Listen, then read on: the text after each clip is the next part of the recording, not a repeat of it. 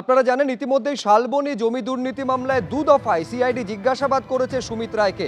এখন সুমিত রায়ের সঙ্গে সুজয় হাজরা, যাকে গ্রেপ্তার করা হয়েছে, মেদিনীপুরের প্রাক্তন তৃণমূল বিধায়কের কি আদান প্রদান হয়েছে সেটা জানতেই প্রাক্তন বিধায়ককে জিজ্ঞাসাবাদ করতে চায় সিআইডি। আর সেই কারণেই কোর্টে আবেদন করা হলো রাজ্য গোয়েন্দা সংস্থার তরফে। ধৃত প্রাক্তন বিধায়ক সুজয় হাজরাকে জিজ্ঞাসাবাদ করতে চেয়ে মেদিনীপুর আদালতে আবেদন করলো সিআইডি। সিআইডির আবেদন মঞ্জুর করে মেদিনীপুর আদালত। চাকরি দুর্নীতি মামলায় সুজয় হাজরাকে নিজেদের হেফাজতে চেয়ে আদালতে আবেদন করে পুলিশ।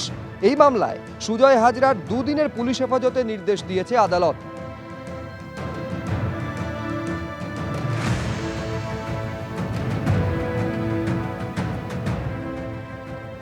শালবনী 133-এ সিআইডি যেটা মামলা নিয়েছে, সেই সিআইডির মামলাতে আজকে ওকে ইন্টারোগেশন ছিল।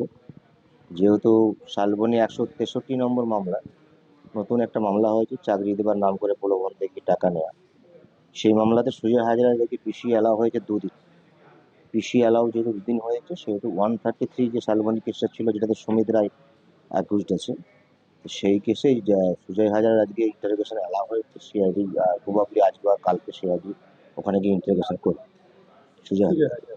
সিআইডি কলকাতায় যে ইন্টারোগেশন করেছে তার কোনো তথ্য এখানে জমা দিয়েছিল, সেখান থেকে কোনো কিছু পাওয়া গিয়েছে? না, সেটা তো ইনভেস্টিগেশনের পার্ট। তবে যেহেতু সুমিত রায় এখন সুপ্রিম কোর্টের রক্ষা কবচে আছে, সেহেতু সুমিত রায় ওখানকার কনভারসেশন ইন্টারোগেশন, তার সাথে সুজয় রায়ের কি ইন্টারোগেশন কনভারসেশন হয়, সেগুলো ট্যালি করার গুরুত্বপূর্ণ ডকুমেন্ট যদি কিছু বেরোয়, তথ্য বেরোয়, সেটা গুরুত্বপূর্ণভাবে ইনভেস্টিগেশন চলছে।